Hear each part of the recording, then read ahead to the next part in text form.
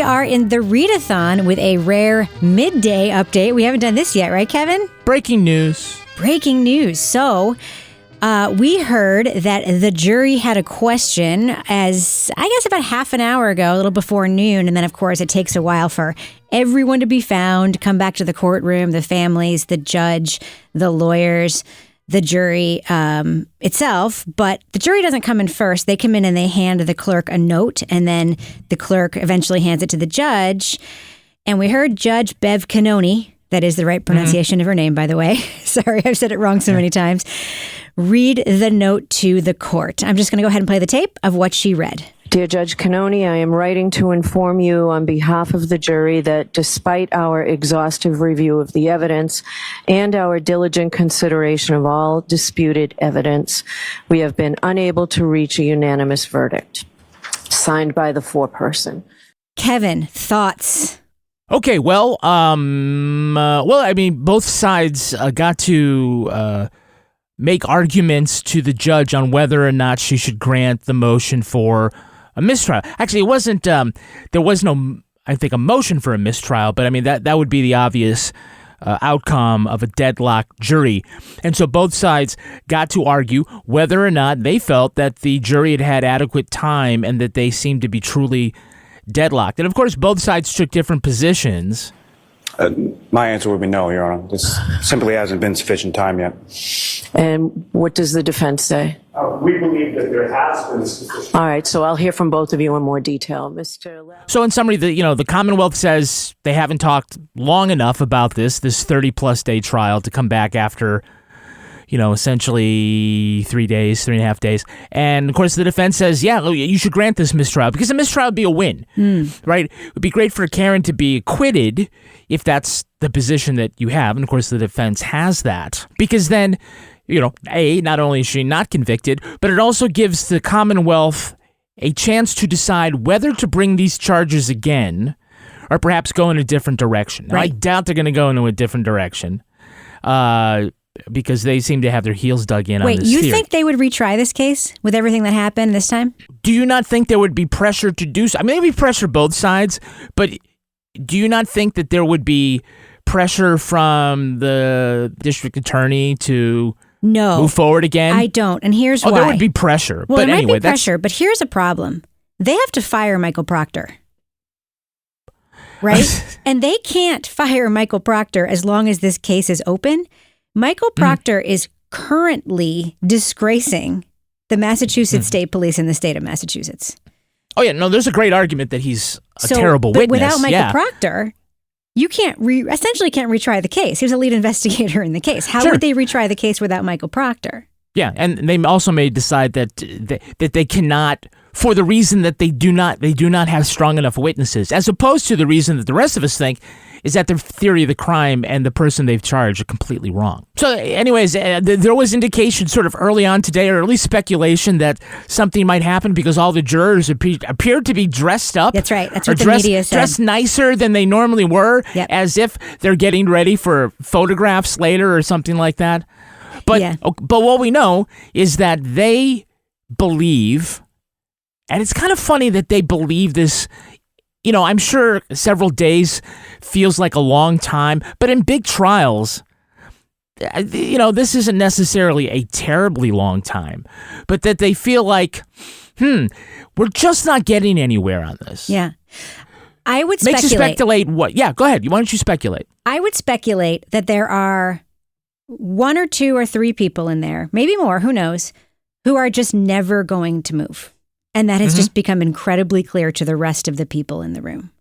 Yeah, both ways. Both ways. Well, that's and that's what a deadlock is, right? It's like, and they didn't send a note saying, "Hey, if we disagree, can we compromise on a lesser charge?" What that tells me is that the inexorably deadlocked thing is there are people in that room who are like, she did not do any of the things she's being charged with.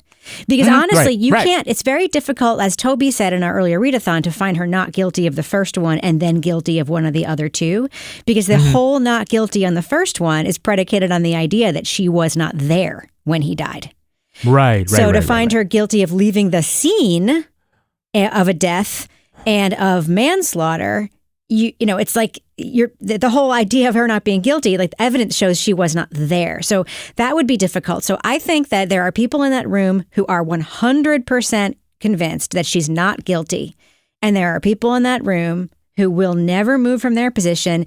And they just, you know, they've reached that point. I haven't seen many trials where deadlock juries come back with differing verdicts. Have you? No, it happens quite a bit. Yeah, if they say, we go back, and then they come to. One of the things that may occur to a juror, in theory, is that no, I'm not getting out of here unless I change my mind. Right? Something like that. Or it might be, okay, the judge is taking this seriously. They're basically asking the jury for a different mindset. Right. Which means, okay, refocus and go back and talk more.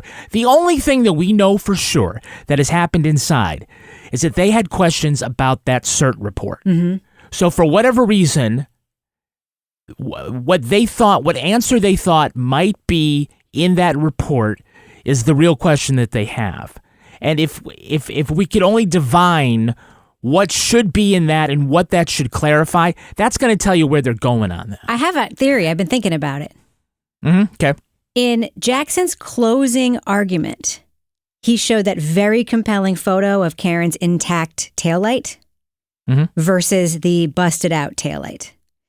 So my theory is that they might be looking in that cert report, that non-existent cert report, by the way, for a cop saying, hey, I just found some taillight pieces here at the scene at the moments right after the body was found. As opposed to that one cop who said, when I looked at the car, it did not have a broken taillight. Right. So, because what I'll tell you, Kevin, those taillight pieces were not found when John's body was found. They were found later. And then the other pieces that made the 5 did magically appear in the reports later. So, I think what they were looking for was maybe like, was he wrong about that photo? Or was he right about that photo? Is he just tricking us with this whole thing? Because if we find evidence that cops found taillight pieces during the cert team being there, then he's lying to us and the taillight stuff is bullshit. So that's my guess as to what that meant. So question for you here. One of the things that I found funny about the two lawyers arguing about whether or not the jury should be sent back for more time. Of course, Lally wants more time because he wants, that's the only way he's going to possibly get a guilty verdict. Right. The semantics argument. He doesn't want a mistrial. I know. He doesn't, either. But the semantics argument of like what the note meant, what the words meant, I'm like, dudes, they're right there on the other side of the door. You can just fucking ask them what they meant. They're not dead.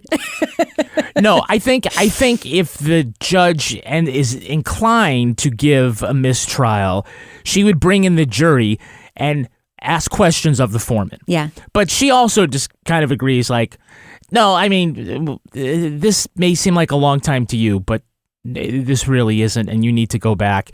And we all just spent 2 months of our fucking life, and, you better, I would like to see this wrapped up and not have to do this again. Right. Because there's only so many television hours of a spinning fan America can take. Right. Rebecca, just one thought experiment. Suppose you were on this jury, and I and 10 other people are like, she is totally guilty.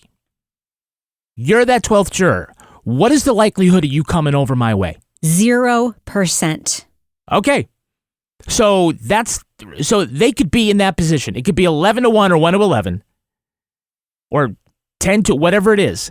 If you, Rebecca Lavoie, walked into that jury room that convinced and in honesty, not willing to be persuaded opposite, that could be the way this jury is. Right. Yeah. But what's amazing is that I've never seen a trial where the defense had so much information. Say they were playing poker with the cards up, right? They had so much information and made such a strong case for acquittal. I think that surprises a lot of people. Right. But it comes down to, remember, the people that, to acquit Karen Read is implicitly to convict the people in that house and law enforcement. And there are some people that just never, ever, ever will do that. Cops never lie. There is no such thing as police corruption. This is too far-fetched a conspiracy. I will never, ever go there. Yeah. So there could be the bizarro Rebecca Lavoie in that jury room, and that's just what happens. I'll that's tell you, the system. If there's a mistake that the defense made, Mm-hmm. it was never floating the idea that his death could have been an accident within the house. And that everybody panicked. Everybody panicked, and the dog just saw that. Or the dog attacked him and then he fell during the dog attack. So if I were the defense, maybe instead of trying to float this idea that somebody beat him up and that's the alternative theory, what I might have floated was a couple of things could have happened, but it definitely was not this. And here are some things that could happen. Imagine a world in which this or this or this. That gives the jury more fodder for letting the Alberts off a little easier, say. Because you can it's easier to put yourself in the mindset of somebody who has a horrible thing happen and doesn't know what to do and panics, rather than sees somebody kill someone and covers it up. You know what I mean? Yeah. I think that was a mistake. So can we talk briefly about some extra textual stuff that's happened today? Yeah, sure. So on Twitter right now, there is a video going around that looks an awful lot like a deep fake to me, and people are saying is only time will tell. So Karen Read was out with her lawyers having dinner last night outside at a cafe. There was photos taken of them. I don't know 100% sure it was taken last night, but it claims to have been. Somebody on the anti-Karen, very trolly, anonymous account side posted a video of what looks like Karen canoodling with one of her lawyers. It looks like Jackson in the video, but it looks very much like a fake head-on-body situation. And they are like swearing it's real. And it's like, A, looks fake. B, who cares? It's not evidence. Yeah. But also, it just goes to show like the level of vitriol and misogyny that there is sort of infused in this case. It's like Lacey Peterson, and they're putting her in the Lacey Peterson category. They're putting her in like this idea that like she's a whore, that, she can't. Are you saying people are willing to bend the truth? Yes. To make something look real? Yes. To make Karen Read look bad? Yes. Oh my gosh. Yes. Right? Yeah. Yeah, exactly. I mean, it just kind of proves the point. Yeah, that could happen. Second extra textual thing. Mm-hmm. The creativity continues. I have discovered the Judge Bev Canoni TikTok parody account of this woman who looks a fuck ton like Judge Bev Canoni, who was making these hilarious videos, and she made one lamenting the status of the poor smoke detector in the room that's never getting the camera's attention. And do you realize that there's 27,000 people watching a fan on Law and Crime? They give no love to the smoke detector. I literally said, like, Fan, are you actually happy about this? Like, what are you doing? You just keep spinning, and the poor smoke detector just sits there. No love. That's funny. I mean, you have to commend the internet sometimes, Kevin, right? Absolutely. All right. Well, absolutely. We will obviously be back if there's more to report, but I wanted to make sure that people knew that there had been a development today. And Kevin, thank you so much for putting your sandwich down and coming to record with me. I super appreciate you appearing on the Readathon. I haven't even started lunch yet. I was just waiting all day. Waiting for this call. Waiting for this call. Same. I didn't even bring lunch. I'm starving. I'll talk to you later.